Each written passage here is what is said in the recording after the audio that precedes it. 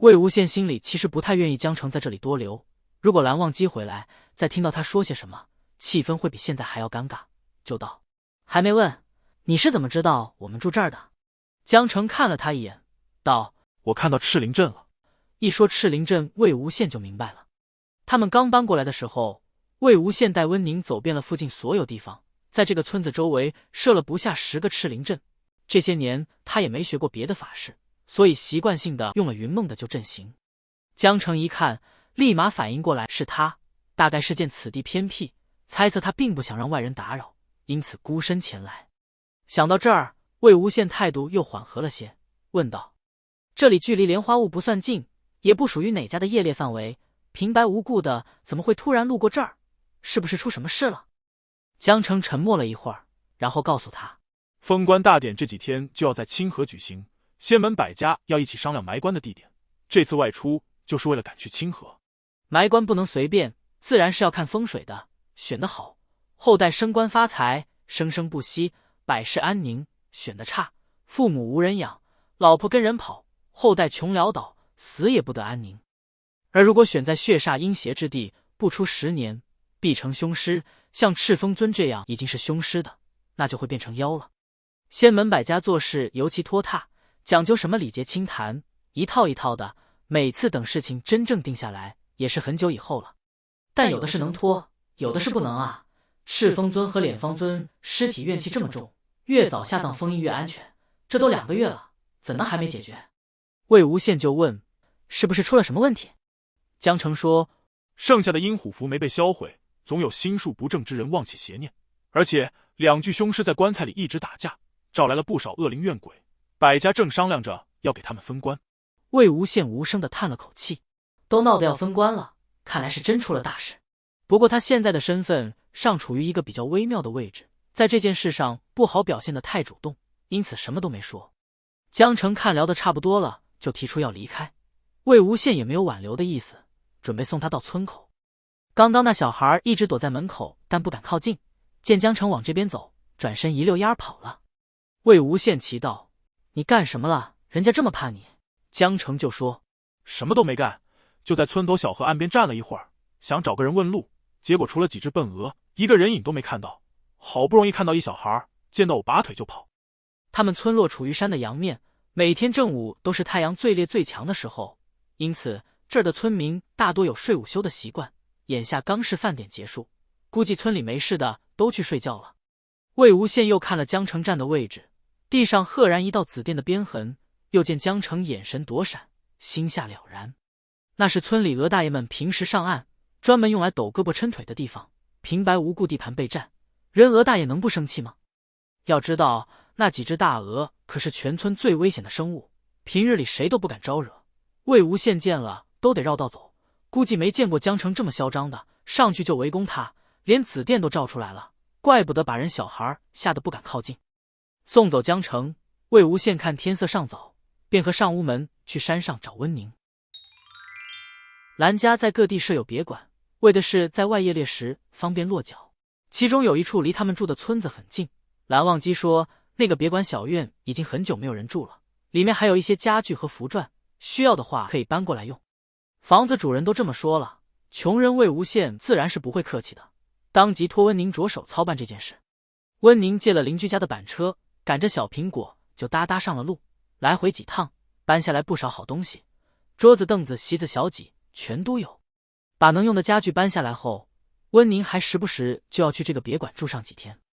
天地良心，他盖房子的时候，图纸上的确是有温宁的房间的，只是盖好房子后，温宁就放飞山野了，10天半月的不着家，偶尔才回来带个野物山果什么的，回来了也待不久，待个1、2天就想着回去。问了才知道他没事就在附近的山脉上走，结交了好些灵鬼朋友。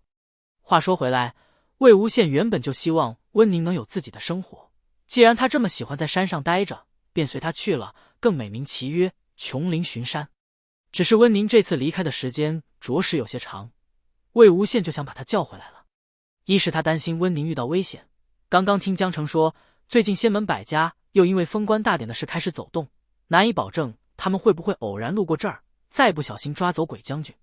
二是家里的地窖还没挖好，再不挖等天再冷些，菜就该冻坏了。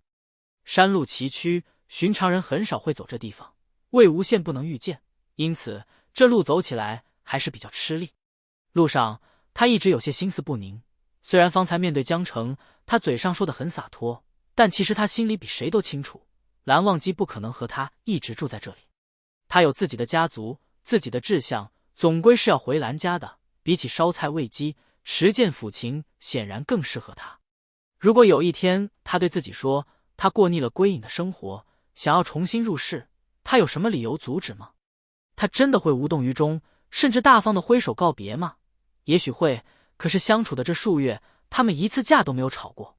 性格、生活习惯、个人喜恶，无一不合拍，这让他情不自禁的就沉溺其中，渴望与蓝忘机有一段长久稳定的关系，一段即使分开也终会再见面的关系。即使此刻他还不够肯定，这种渴望究竟意味着什么。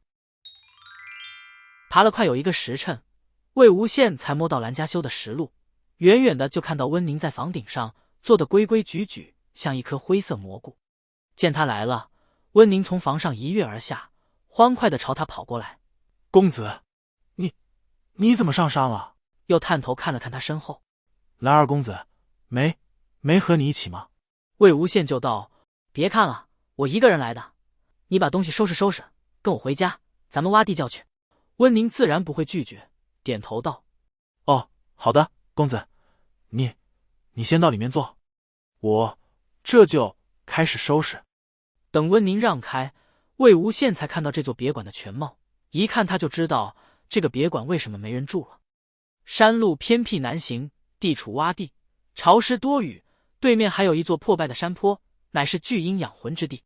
若不是旁边设有监察寮，怕是不会有人在这儿修房子。可见蓝家人也知此地风水不好，朝南种了几株橘子树，用来遮住行煞。但这巨婴极煞之地，对温宁这样的凶师来说，反而是个好去处，怪不得他喜欢住这儿。魏无羡进了院子，别馆被温宁打理得很不错，院前甚至种了点茉莉。待温宁转进屋收拾东西，魏无羡就倚在门廊上随意打量起来，瞥到屋内的摆设，突然道：你不是说别馆里的床坏了，不能用了吗？我看着还很新啊。温宁的背影一顿，突然风一样扑过去，像是急于证明什么般，用力地摇晃着那张看起来很结实的木床。真的，公子，他一坐上就想是坏的。木床在他的晃动下也很配合地发出吱呀吱呀不堪重负的声音。魏无羡一愣，心道：哎，温宁也真是的，都这么熟了，他想睡床，难道我还会不给吗？用得着这样瞒着？魏无羡立即大方道：知道了，我又不是要搬，别晃了，再晃就真散架了。温宁这才长吁口气，擦了擦脑门上并不存在的汗。温宁要带的东西不多，大都是山菇草药一类。两人收拾好后，各背一个小竹筐往山下走。经常爬山的人都知道，下山比上山还要累，因此下山这段路，魏无羡比上山多花了1倍时间。等看到村头那棵大榕树时，太阳已经快要下山了。从半山腰看去，一带红云笼罩着这小小的村庄，青山雾霭间飘散着几缕未散的炊烟，一片安宁祥和。村民作息极其规律，大家早早就用过了晚饭，小孩们正在外面玩耍，见到他俩就热情地围了过来。温宁很讨村里小孩子们的喜欢，大概是看他长得老实，说话结巴，比较好欺负的样子，还给他起了外号小钻风宁宁。因为他总往山上跑，小朋友们还以为他就是专门负责巡山的。魏无羡第一次听小孩们这么叫，心里觉得好笑，大名鼎鼎的鬼将军竟和巡山小妖齐名，他对此深表同情。不过没等他笑完，就听到一个脆生生的声音对他叫道：金角大王！谁？叫谁金角大王？魏无羡回头伸手逗那些小孩：不许乱叫啊！金角大王，金角大王！小孩们才不怕他，围着他跳来跳去，要去掏他袖子里摘的山栗子。魏无羡也不恼，把兜里的存货贡献出去，笑着问道：你们见到那位姓蓝的哥哥了吗？银角大王吗？魏无羡忍不住笑出声：谁让你们瞎取外号的？那位哥哥面子薄，要是听见了，你们以后就没小炸鱼吃了。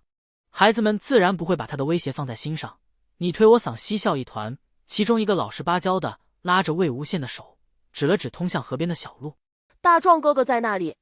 只见路那头树荫斑驳，满地晚霞，蓝忘机正提着酒袋和渔网慢慢朝这边走，腰间鱼篓沉甸甸的，显然收获满满。